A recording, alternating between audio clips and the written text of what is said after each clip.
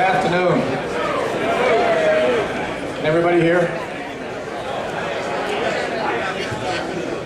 Great turnout for this seminar entitled How to Make Sure Your Pet is Properly Groomed. Sorry, wrong seminar. Obviously C7 design. We've got several people here incremental in that design. Colin Peters, Kirk Bennion standing off to the side. And that's all the talking I'm going to do. So let's get started. I think we're all going to enjoy this, judging by the attendance. Looks like we're going to off to a good start. Thank you again. Colin Peters.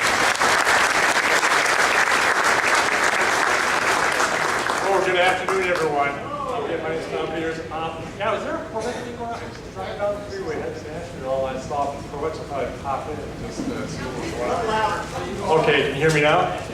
Maybe tweak the volume a little bit. Can you all hear me back there? Got it? Okay, cool. Anyways, hey, cool. Great. Welcome, everyone. I gotta tell you, this is a bit overwhelming for me. Coming here, I've been here for probably 2, maybe 3 years. We brought a few different models down, variations of the C6 and then also the STINGRAY concept car. And but since then, a lot of things have happened, and I am so excited. I'm just being a little bit overwhelmed, Matt, and just excited about having an opportunity to come down and share with Corvette faithful the story of the new C7 Corvette Stingray. And there has been a lot of talent, passion that have gone into that. And I would like, before we kind of start going through the adventure that we were a part of here in a few minutes, I'd just like to maybe acknowledge a few people here that were members of this very passionate team to help contribute to the success that worked within design on this incredible new Corvette. I think Scott Mudge is out here somewhere. You can hear Scott. It's hard for me to see, but if you are, raise your hand. And I think I saw Kelly Crago and his wife here from the interior design team.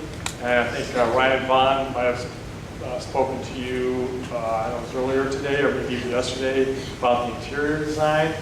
And then I'd also like to acknowledge Dennis Finos, if he's in the crowd. Dennis, you're out there somewhere? I think I saw him. Oh, there he is. And Dennis is, I think he's been down here maybe once before, but Dennis, I think, is just an incredibly passionate talent. You know, there are those folks that come along every once in a while in a lifetime to work with that have that magic touch, which I think is required for anybody involved with a car such as this. And Dennis is responsible for the graphics that go on the car interior and exterior, the wonderfully new design Corvette cross flags, and for instance, even the lettering, all that goes into that. And probably something that's really near and dear to all of ours, especially I'm included in that, is the Stingray logo. That's something we've been working on probably for maybe 10 years. 10 years, I'd say 6 or 8. 10 years we've been. I remember doing a little doodle for him. Said, we got to get this going and see if we can get this resurrected. It's so powerful. I gave a little doodle to Dennis, and this car is the result of that right now. It wasn't. We're not going to put that out to the car lived up to the name and all that the Stingray stands for. And I tell you, Dennis has done an outstanding job. That little badge means so much and embodies so much in terms of what customers expect and have grown to understand in terms of what Corvette is all about. There's a magic there that is absolutely fantastic. Dennis done an outstanding job with that, just fantastic. So, a few words there. But to start things off, I just thought we'd give you an overview, kind of maybe from the beginning, then through the process here, and how we did this new Corvette Stingray. And it all really begins. I mentioned the word passion, involved with that word before, and I will tell you, without the incredible focus of having that talent, passion, and dedication. Cars like this aren't really achievable. So when we go about formulating the team, bringing them together, we can make sure they have that element of understanding. Maybe not necessarily fully immersed in what Corvette is in terms of its history and where it's going, but the people that have that magic talent, that's what I look out for in creating a team. That includes designers, sculptors, and engineers that work within the studio that work in an incredibly integrated way throughout the whole development process with all of our partners in marketing, manufacturing, engineering, all the aspects that go into a car like this have to be incredibly focused on this car and talented. So with that, maybe go next slide here. I click the button. I think there might be a title slide I'm going to begin with. You guys are able to push the button there. You're working it. At any rate, what I start out with here is talk about a little about inspiration. And go to the next slide, please. We know since the last Corvette was designed, the C6, the world has changed incredibly. Everything around us, and one of those elements are technology, obviously. I think the heightened expectations of customers, and one of the things I think is incredibly special about Corvette is, in terms of technology, it's not technology for its own sake, but it's something that has to fit incredibly well with what the Corvette mission is. And from a design standpoint, quintessential inspiration has always been aircraft. And in recent history here, how that has evolved in terms of the technology, the function, the performance. Aircraft have always been kind of a symbol and something to draw upon from a designer standpoint on where vehicles go in the future. And over the years, what has happened, it has matured in that it's gone from, you can all recall the fins of the 50s, in which some of those aircraft inspiration ideas are literally translated.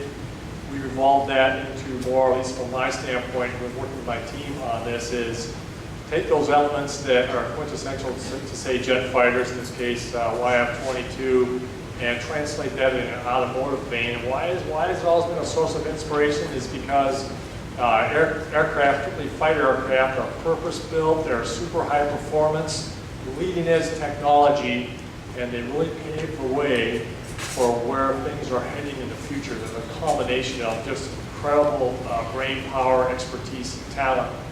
And we want to capture that in an automotive sense. The passion is very similar, I've found over the course of my career. And so we developed our team pulling together. We've noticed this. It's not like I say, hey, you need to start looking at aircraft. The designers that come into the studio naturally gravitate towards that. So we have a great mix of experienced designers and some very young designers, men and women that come into the studio to work on this project, both interior and exterior. And sure enough, in the sketches, and you'll probably see this over the course of when we release these images, you'll see aircraft as a major part of it. So we felt also they're a symbol of the times, and the Corvette is definitely a symbol of the times. You'll notice, for instance, on this aircraft in particular, there's different shapes even to the exhaust outlets on that. Next slide, please. So when you look at a quick walk around here of the STINGRAY, there are certain other elements that I had in mind in terms of going forward here that I at least tried to communicate to the team at a very high level and let them run with it. Because I feel it's very important to maybe set the tone, but let the design team come together and develop a synergy that would come up with a number of solutions, which you will see during the course of this presentation, to let it take its own course. And when the proposals are presented either in 2D form, sketch form, in scale form, and then in full-size clay, we've had a number, which you'll see a number of full-size models. You have a sense for what strikes you as being the right solution. And I will tell you, we looked under a lot of rocks and tried many different configurations. But I will tell you, from my standpoint, working with this team or leading this team, there are certain elements I wanted to make sure that were in place before we hit the road. And I mentioned people, but also, and then inspiration, but also take a look at certain elements of what makes a Corvette a Corvette. To me, it is pushing the envelope. I wanted to really dramatically make this car a step beyond what the current car is. That's what we're charged with in terms of a mission as we go forward. That's our whole purpose within design, is to really push things as hard as we can and take full advantage and celebrate the technology in terms of incorporating what we've learned from on the racetrack, or what else is out there that can be brought in and contribute to the ultimate performance of this vehicle. Another aspect I will tell you is we are involved with the latest technology in terms of sculpting 3D surface development. We certainly incorporate that, but I'm here to tell you this afternoon that what makes the difference between a really great car and just an exceptionally outstanding vehicle is that human element, the passionate aspect of hand interface with the clay. So we have designers and sculptors that are very well versed in the computer, but we also have some that have the ability to do hands-on sculpting. Designers that come out of the schools have definite computer capability, but they also are able to sketch by hand, and we'll scan those in and bring them into the computer and go through the process, which you'll also see examples here. But I've seen this over the course of my career, that you have to have that human element.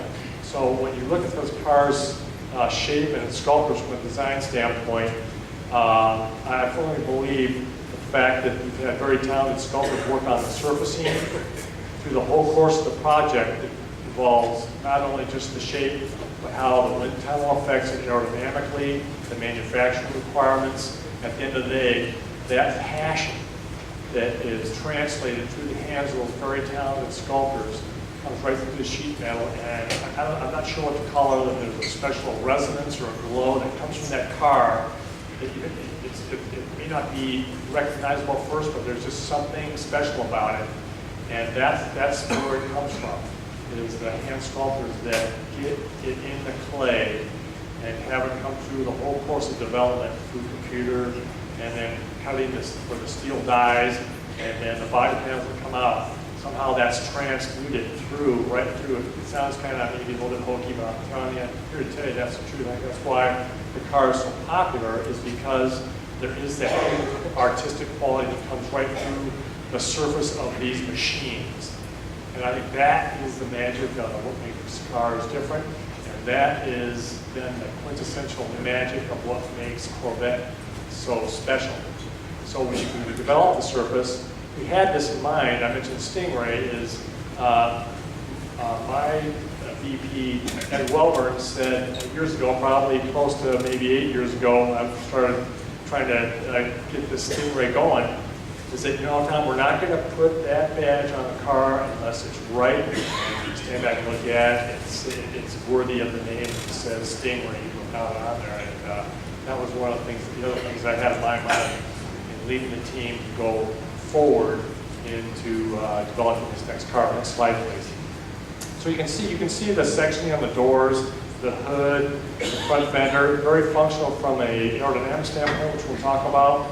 But I will also tell you that without the integration of the design team and the engineering team, manufacturing, all those that go into developing the surface of what's under the skin, have, and again, in my 30-plus year career, I've never experienced the level of just incredible intertwined relationship that was so focused on making this car the best it could be and push the envelope.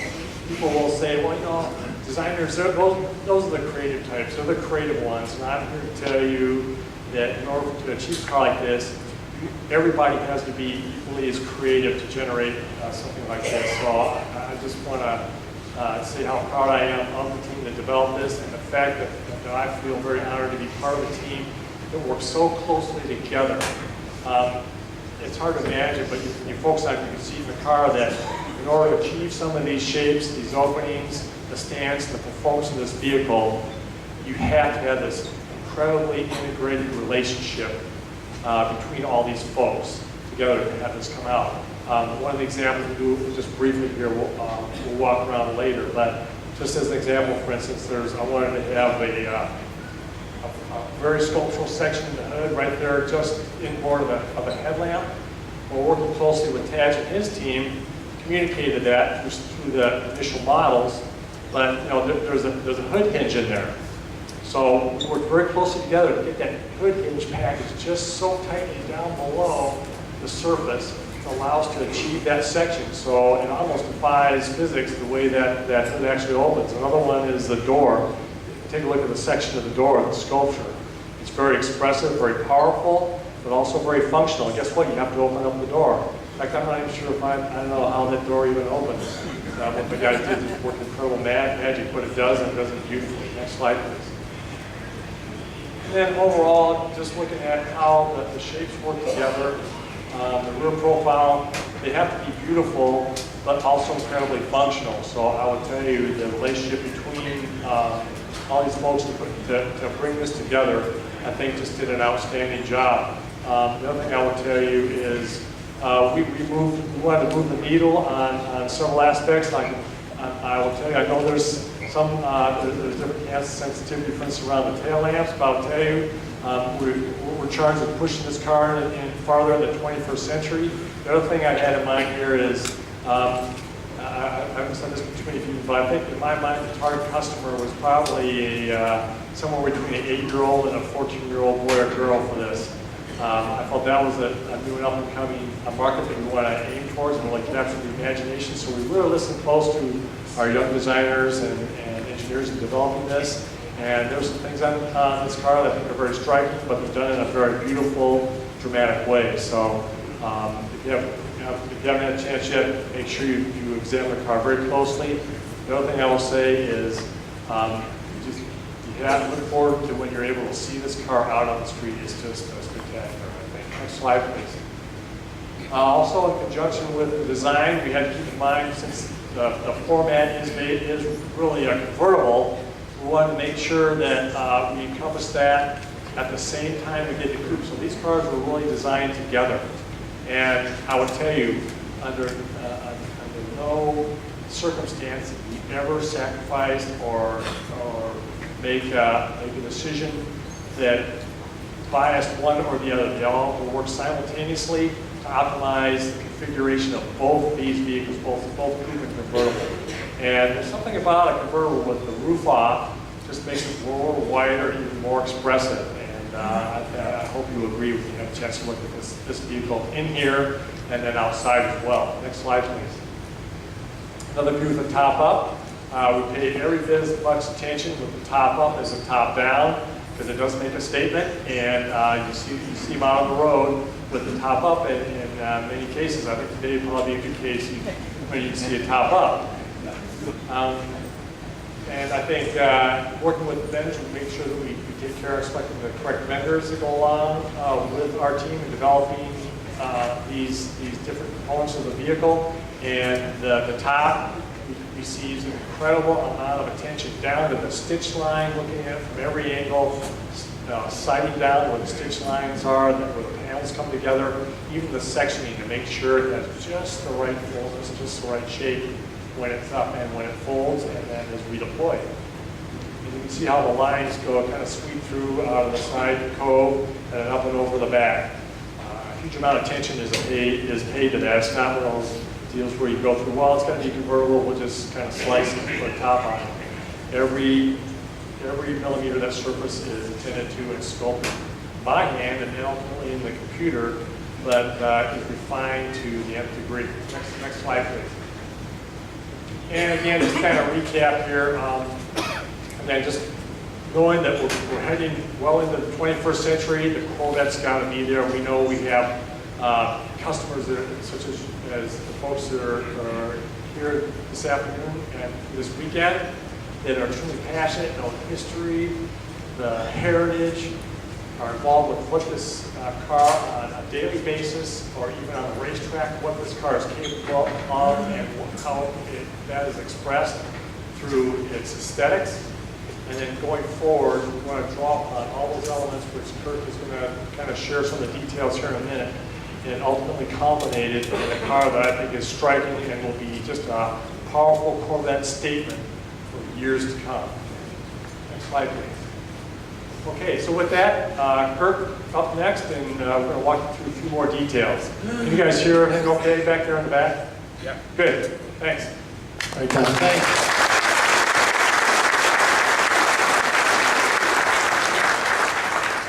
Good afternoon, everybody. You know, as you can see, Tom Peters is an incredible design visionary, and I got to tell you, as a member of this team, we worked really hard to capture that vision in every detail through the car. And I think this car really proves that out, that we don't lift and we just keep pushing until that last house is done.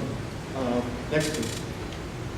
What we did at the beginning of the program is we opened up this sketch blitz to every GM design studio. Believe it or not, there are 10 global studios.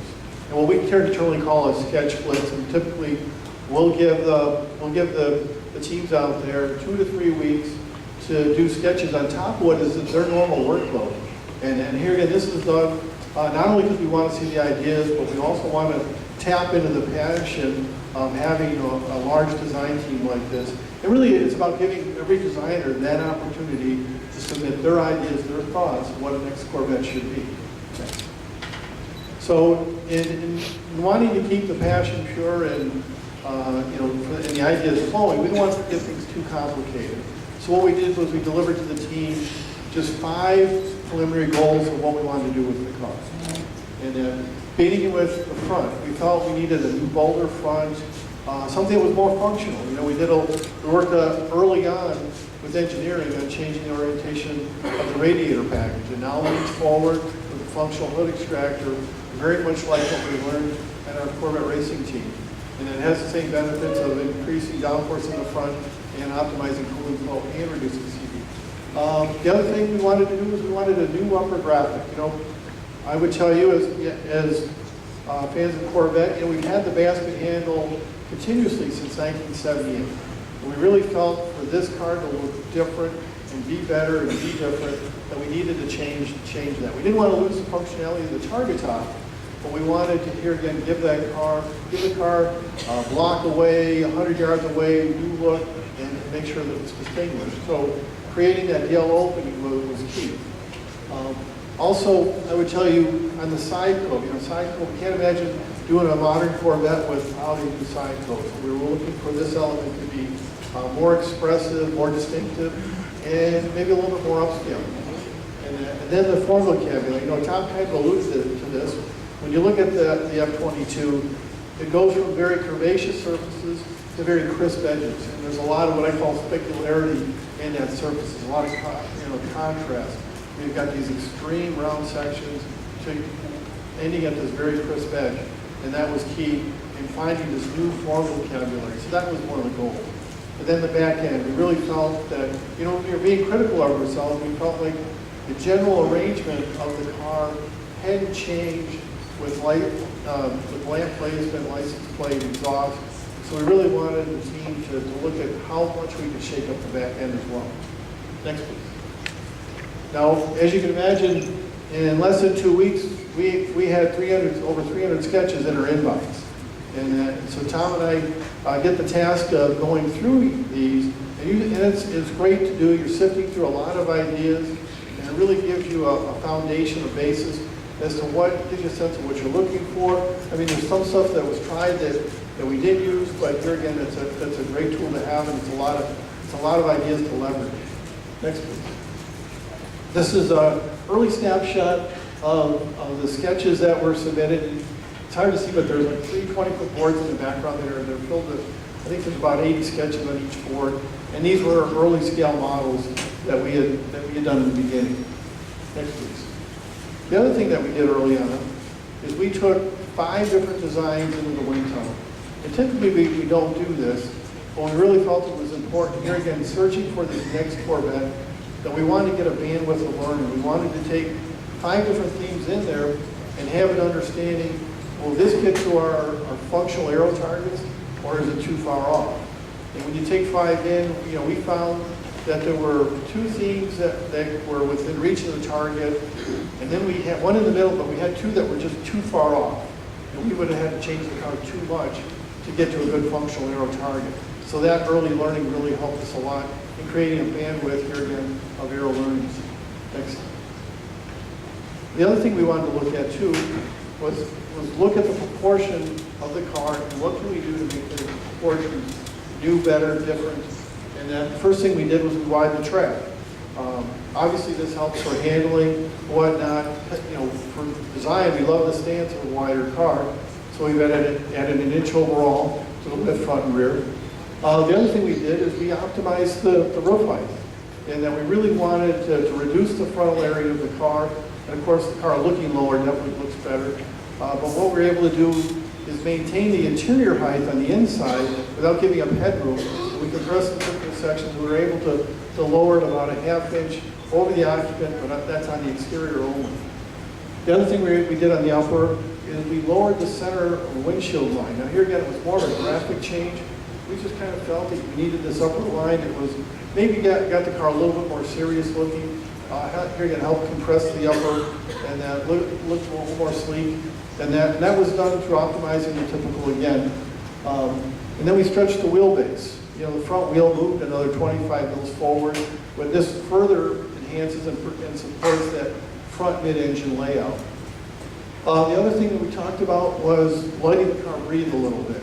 And that's, by that I mean, we let this car be a little longer than the current Grand Sport, in that we kind of were looking at the shape of the front and the shape of the back end of the car, whereas if we could just let the plane views work to the theme that we're doing and not worry about getting to a number. Because if you take, you know, a center line measurement, you're really just measuring the peak of the fascia. It doesn't really speak to the mass of the vehicle per se. We kept the corners tight, but here again, it just allowing the design to flow better was a big enabler for us. And also too, for proportional enhancements, getting a 19 and 20 inch wheel on the Z51 pack we felt was really huge to the look of the car. Next. Now, here again I mentioned the work on the front end. This was key in changing the orientation of the radiator, the CRFM. And this was actually started even before the program started. And we kind of do this, you know, I tell people, you can't think of Corvette as just one timeline, one car. You know, we're a synergist team, and you know, as we get ideas, and if we're able to work on them, we work on them. This is one of those that was kind of behind closed door. Hey, we've got this idea. We think we want to do this. Let's get an early start on it. And it was very key to making that hood net functional. Here's some of the architectural changes. You know, the big one here was the backlight. And that you know, if you're here again being critical of ourselves, we felt the backlight. We did get some distortion in the corners. It wasn't good for that over-the-shoulder view as you were driving or passing. And that's why here again, from a design standpoint, we wanted to be graphic, but we also wanted to be functional. Now, when you look at the slide on the left, you can see that that's quite a bit of change to that rear hatch opening.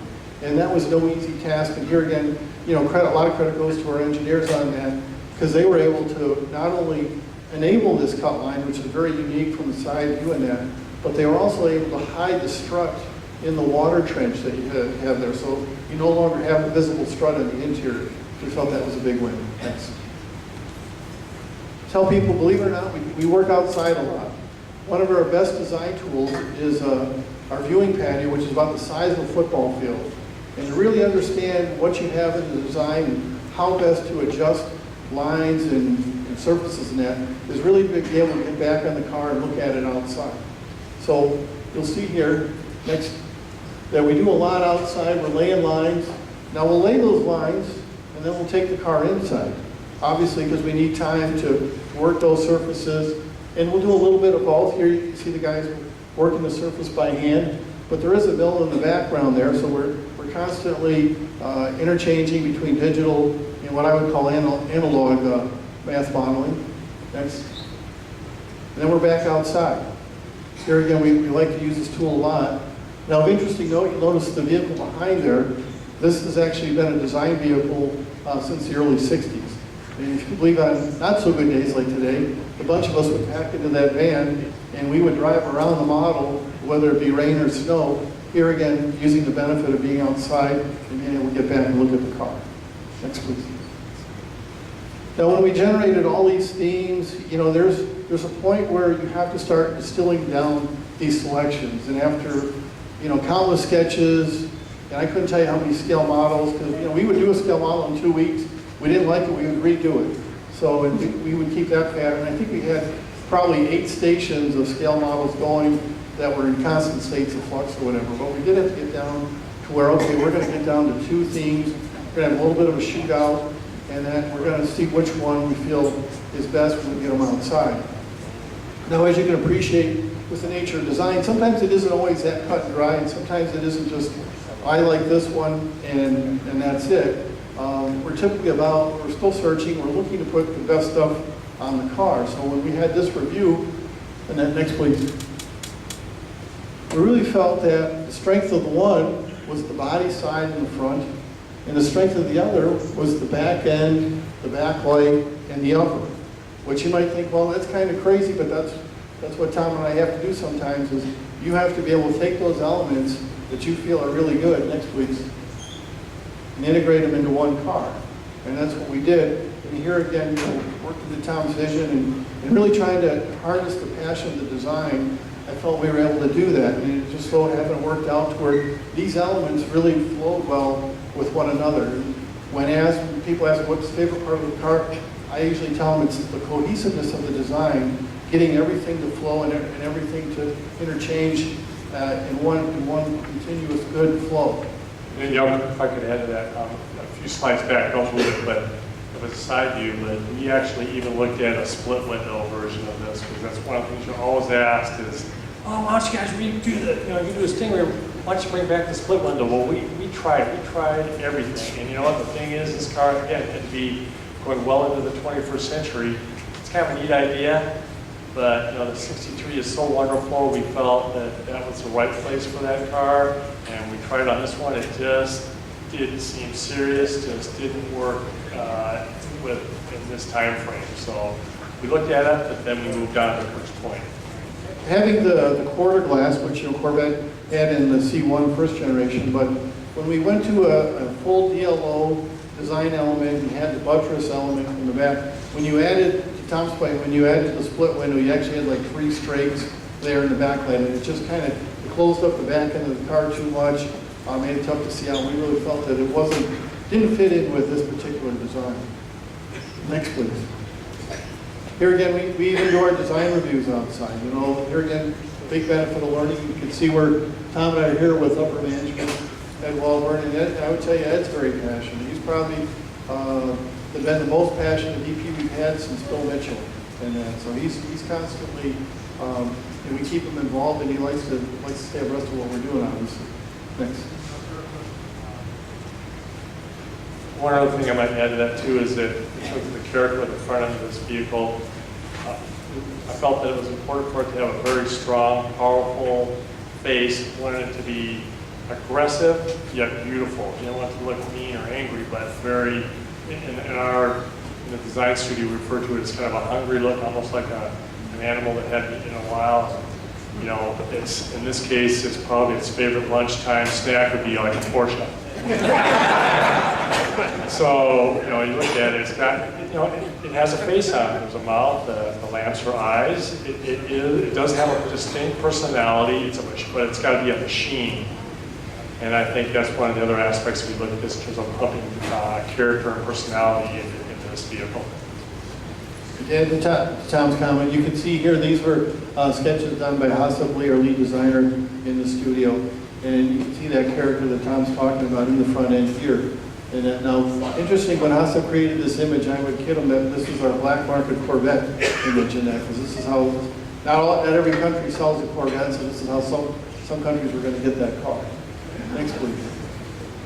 And here again, this is, you know, what Tom talked earlier, you know, the idea of enabling some of that passion that you would see in an F-22 and being able to execute that in a Corvette. You can kind of see in this image, there are similarities in how that surface treatment is really addressed.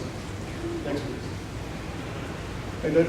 We talked a lot about the hand modeling and that, and it's fast, and you know, we would never, you know, our team, we basically have 50% of the sculpting team is what I would call analog hands on, the other half is digital. And our digital folks, is really, that's where we master the surface. And that's where we will work hard in getting the surfaces and those highlights as perfect as we can, getting them over the criteria, making them manufacturable. But that's what you see is really generated from the digital surface. Next please. Now just to give you an idea how digital surfacing has evolved, not to read everything off here, but just the second line down, for C5, our surface tolerance is a 0.05 millimeter, and that's the tolerance that we're developing in surfaces. C6, it was a 0.01 millimeter tolerance. Now, as you can imagine, things progress. Well, now this C7 was actually surfaced to a 0.009 millimeter tolerance. So it tells you, we try to make these surfaces as perfect as we can, so they go into the tools as true as they can, and this enables us to get the best quality we can out of the parts. Next please. Here again, a lot of time spent in the wind tunnel. I tell people sometimes we aspire to the F-22 because we spend so much time in the wind tunnel. And that I think we had no less than 400 hours on this car as well. But this car is a little bit different in that there's a lot more demands placed on it. We've got forward-facing brake cooling for the Z51 package, having the hood extractor, and here again the grill is a front flow only. We're no longer a bottom breather or even a partial bottom breather. And getting this air through the hood extractor took a lot of development in CFD as well, computational flow dynamics. And when you look at the blades on that extractor, you'll notice that each blade is orientated at a different pitch.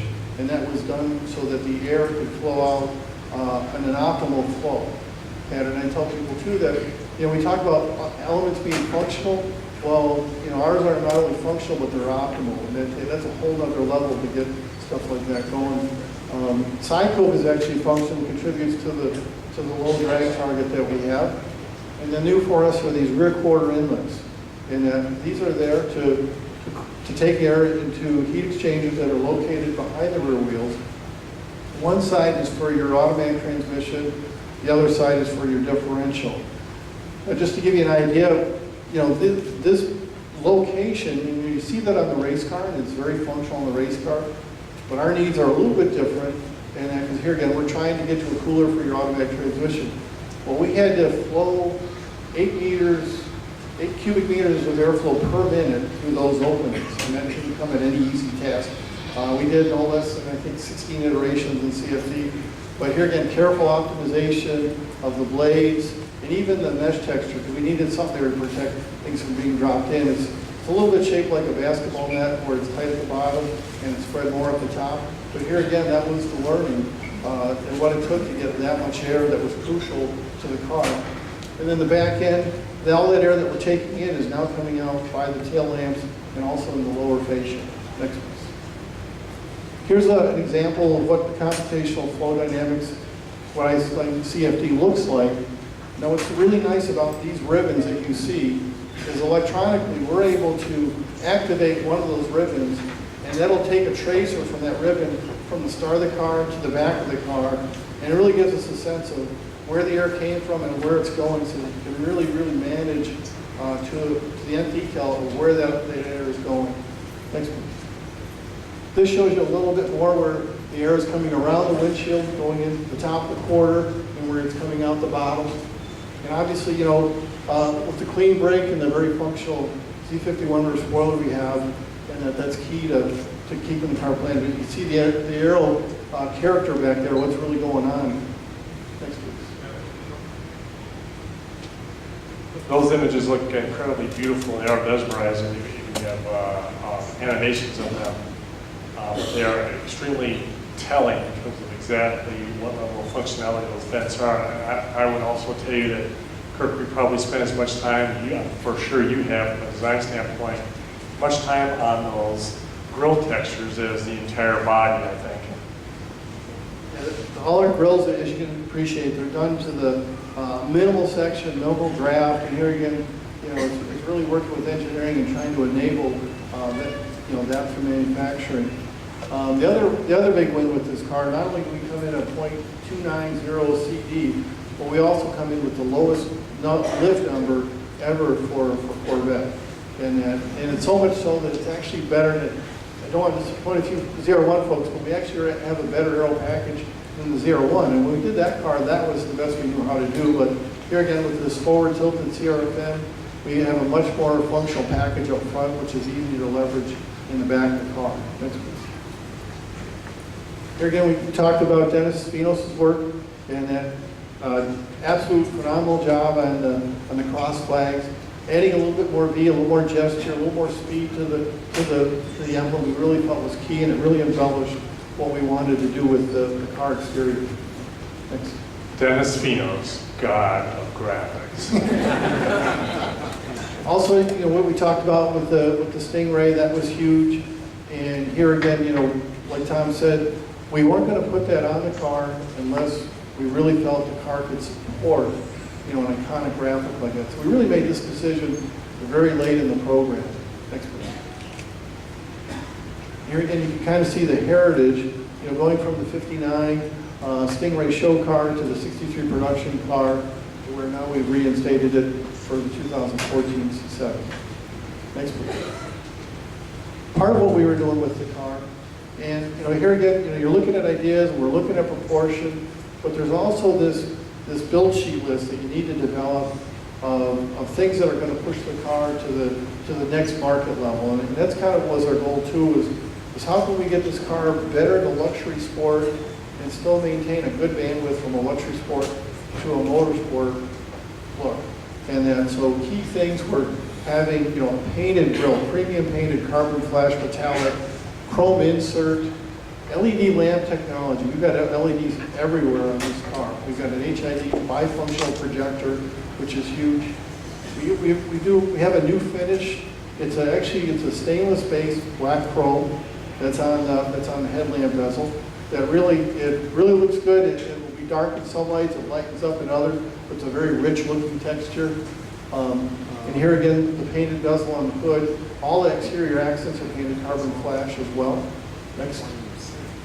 The back of the car, here again, you want some symmetry, so a lot of these premium details that you have in the front, you like to mimic those onto the back of the vehicle.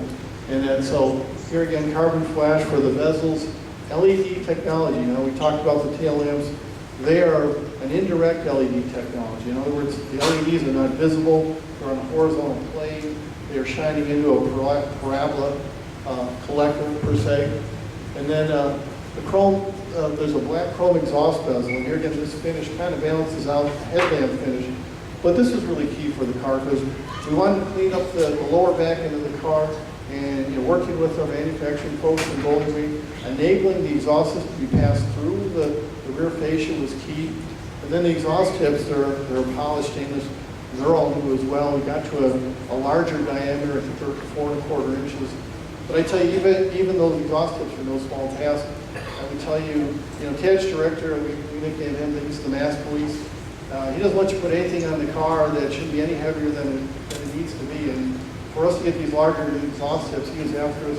We were chasing grams out of each tip to get to a weight target to enable those larger tips. So that's kind of how serious the watch for mass is. And I know one program came to Tad one time. They asked him, what can we do to make our cars lightweight like a Corvette? What should we do? And Tad's answer was start from the beginning. Next, please. One detail that we didn't want to forget is a picture from when we did our Detroit reveal at the Industrial Center there, was we didn't want to forget front license plate placement. You probably didn't know, but 37 to 50 states require a front plate. 2 of those 37 have a minimal to ground dimension that has to be maintained for them.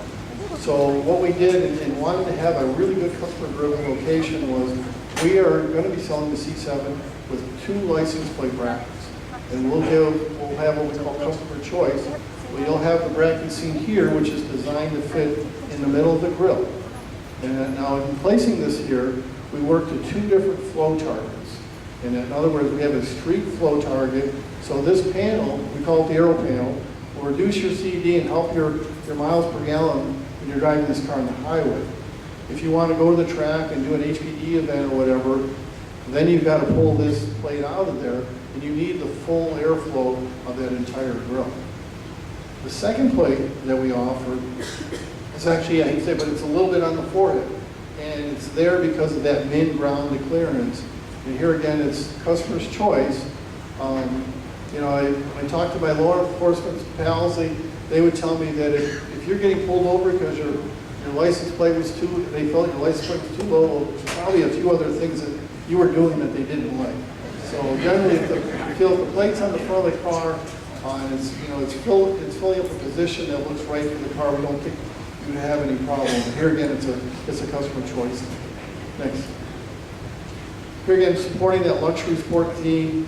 You saw Ryan's presentation, very rich interior materials. We want very rich exterior color combinations. Sterling silver premium painted wheels, cyber gray. Next, please. Next one. Accented by, you know, Ryan's interior here, Kalahari. I think he's got octane black with this one. Next, please. And then being able to swing that the other direction, and here you get to what we call a more motorsport-driven look. Black wheels, exposed carbon fiber, rooftop. This is actually showing the hood-only stripe, the Stinger stripe that you can get that'll match the same color as the hood extractor. Next, please. And this would be one of the interiors that you can get with it on that very striking red, the golden red, the black interior. Next, please. Dimensionally. You know, here again, we talked earlier about letting the design breathe, not working just to a dimension per se, but really working out the plan views of the car that we felt really looked good with that proportion. We also wanted to keep an eye and make sure that we were being responsible within the sports car segment. And this is a comparison to the 2013 Porsche 911.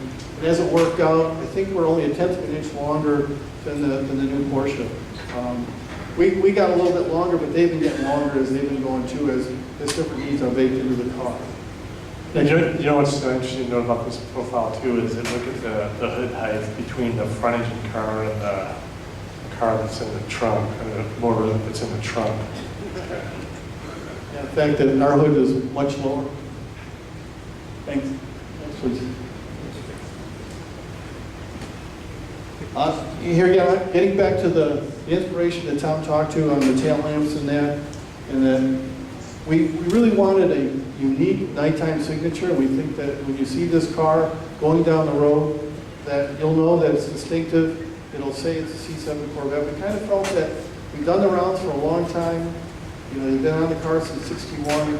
But we felt, you know, rounds have been adopted by so many other manufacturers that when you're going down the road and with modern lamp technology, with a lot more cars doing LEDs, we just really felt that they weren't as unique to the car that we needed this to be. And these really fit the shape of the car. We did do things where we tried crop rounds, different things, and it just didn't fit the car like this layout. Next, please. Now, this is a little video that our design team created internally.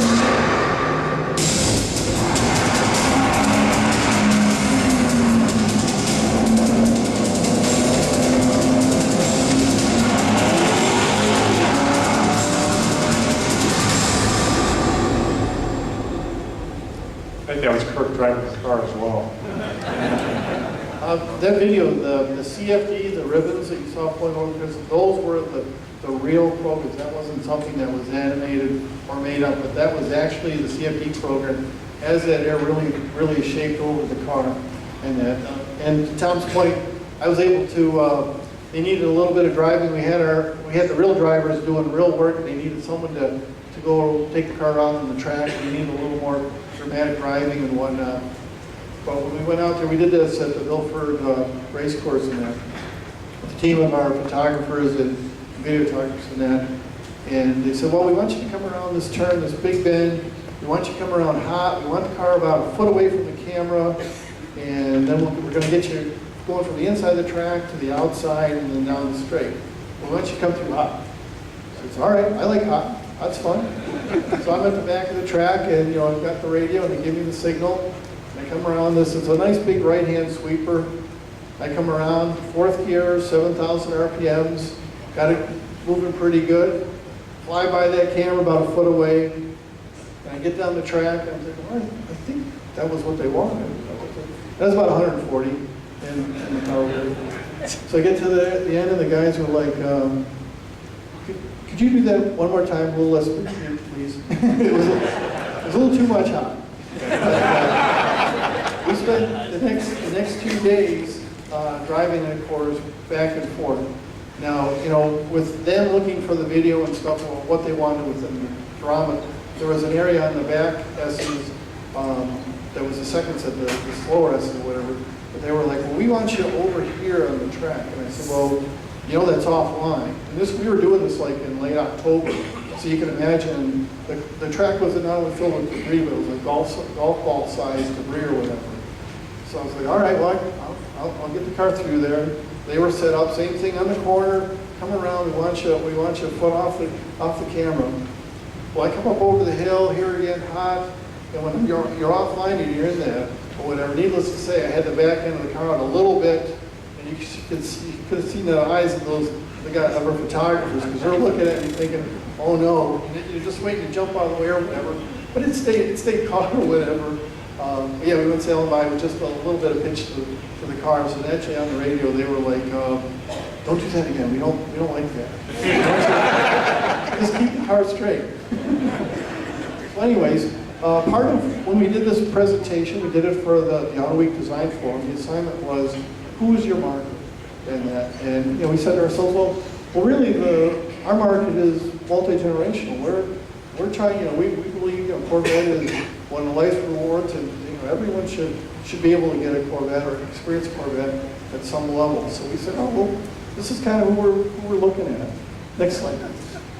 Of course, if we told you a little more particular, of course, we want to be your first car.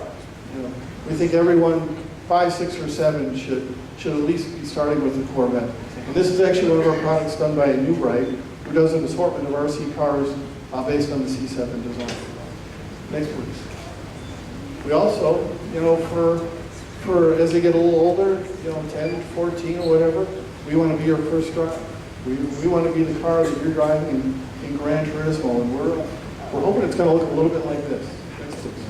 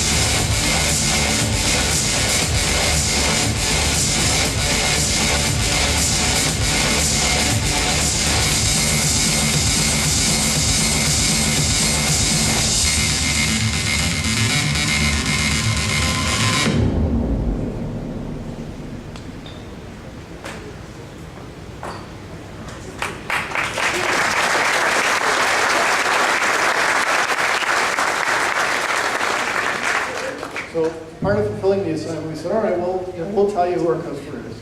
And we said, you know what, our customer is a car enthusiast.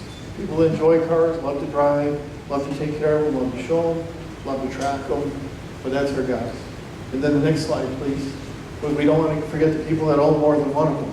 And you know, we have a lot of collectors here, so we don't want to forget about you either. And so, next slide.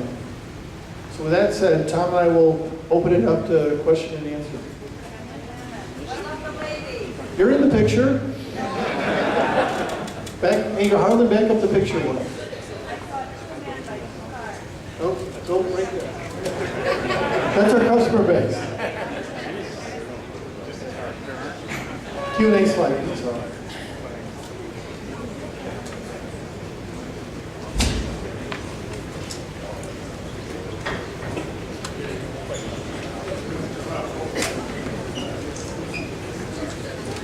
I think somewhere in that slideshow I saw a sketch or two with square exhaust pipes rather than round. When did you make that change and what drove it? It gets into price versus manufacturability. And you know, you can do squares, but you know, obviously it's a little different manufacturing process. It's a little pricier. Maybe a little tougher to line up with. Here again, it wasn't, when you're having to spend money on the car, you know, we really felt that 4 rounds, you know, was a better tip for the price. You kind of have to balance your budget. You know, we wanted to make sure we have premium finishes, good lighting, and that was where we went. Yeah, I might also add to that too, from an aesthetic standpoint, again, longer shape, manageable, and you know, said, you look at the back of a Corvette or a GT car, the front, I refer to it as kind of a composition, so it's the balance of the right shapes, play into that as well, related to the practical aspects, but also how different elements, not only what shapes they are, but where they are in proximity to each other, so the overall statement comes across fresh Corvette. So there's a lot that goes into that.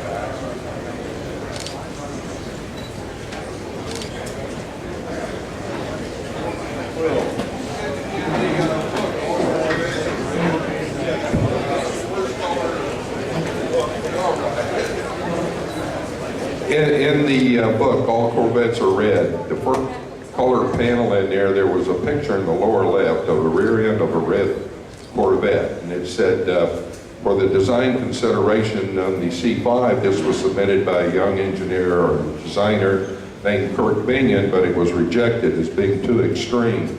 I want to know if you sat on that for 20 years waiting for the right time to put it on the car, because it looks like the C7.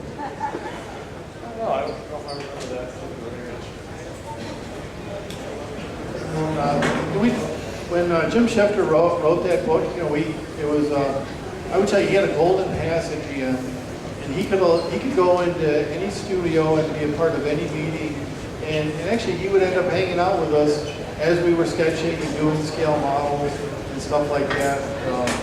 So you know, he was just a great guy to be around, and we appreciated his comments and that. So yeah, he saw some stuff that some things that went on that you know, and that's always the push. You know, Tom will tell you, you know, we would have too much. We'd rather have too much push in the beginning, and not enough.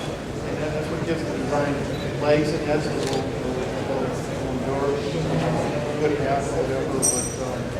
But yeah, just one last note on that book. You know, I had lunch with John Farrell, and he was just beside himself, giggling, because Jim had given him copy of the book that was uncensored. And, you know, Jim wrote everything that happened in the studio. Of course, you gotta remember in those days it was Boys Town, so we were rascals when the door was closed, and we cleaned up and we had to go out the door. But anyways, it was just neat all the way to capture it. Yeah, it was a reporter sketch, I think, that came up for a photograph. I guess I would say, you know, over the years, through the design process, you know, there are many things that kind of come up that may have some familiarity or maybe a theme that could be reoccurring. But I have to tell you, at least in my memory in the studio, the work that was generated is all fresh and new. And in fact, the theme that was generated in the 57 by Representative Hussey. I don't know if he was even, well, probably had been like 4 or 5 years old at the time. But there are some things I think that kind of reoccur and come up by virtue of accident or just by common influences. So I think it's just happenstance. It wasn't any. I can tell you that in my recollection, there's no determined selection of things that were previously done. No conspiracy here. All right, well, I got Pure passion. I got a couple of questions at time. You know, when I used to be around with Big Joe's building, we used to always kind of keep an eye on the interior dimensions to make certain that the big guys could sit in there and they wouldn't have the rooftop down on their head, and we wouldn't have to ride with the gangster lean, you know, over like this. And, you know, I had a lot of people ask me, have I tested it out? And I told them no, but I believe Joe Spillman may have. But Joe said he had plenty of head space. Of course, you got to worry about a cross car too, but maybe you might speak to that issue. And then the other question I had was, I noticed on the convertible, I didn't see those quarter louvers, you know, the air flow like you were talking about on the coupe. And I hope that you can say something about why the difference. Did you not have any need on the convertible to have transmission cooling or differential cooling in the back? Yeah. We can speak to that. Yeah, you can speak to that. Yeah. Since I had a mic, I said I better slip 2 questions in right quick. Yep. First of all, Will, and if you do that, I will tell you, it's personal preference relative to how you sit in a vehicle. I can't say exactly how it feels to each individual. You can sit in there and check it out, Will, just like the other folks have. I have sat in it. I tell you, I haven't spent a whole lot of time getting back to it. Kirk obviously has his team. It just suits me very well. But again, you have to be the ultimate judge. Just look forward to the time you can get in and live yourself on that one. And then from the scoops, the intakes, there's a lot that goes into there in terms of what's buying for the particular real estate, how we have to package the kinematics or the actual functional elements on the top, and then how to, there's more than one ways to skin a cat. So we looked at that when we did that execution. We'll explain detail. Yeah, well, there's actually an extra cooler for the convertible that goes horizontal along the back near the engine cradle. And that, we just couldn't get air through the quarters to it, so the convertible will have its own heat change. It'll function like the sides will. And on the interior, I think I saw Ryan in here before, but I would tell you between Ryan Vaughn and Craig Sass, we had 2 of the biggest designers, tallest, brightest designers in our staff working on that interior. So you got to take it up with them. But they say they fit in it. I believe you're going to fit in it. Yeah, I'll tell you. Well, let me tell you. Even in the exterior, that was always part of the dialogue because you know, be a designer. That 50mm down line. You know, that's something I was really adamant. I think I drove Tad's crazy on that one. I just wanted to get that visually down, but we always kept in mind that head clearance had to be there. You know, whether it was something, I don't know whether their hair clears or not. I have to worry about that. Okay, we'll take a couple of more.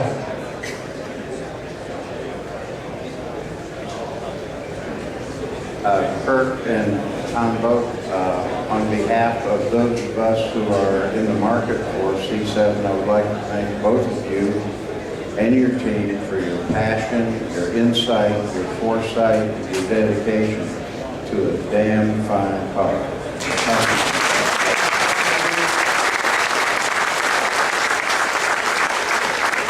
One more here. Sir. I'll just echo those thoughts right now. So along with it, any insight on a Z06 auto and not that this isn't good enough, but that and then the engine maybe that would be behind it. The only Z car we can talk to today is the Z51. All right. Okay, one more over here, we'll be done.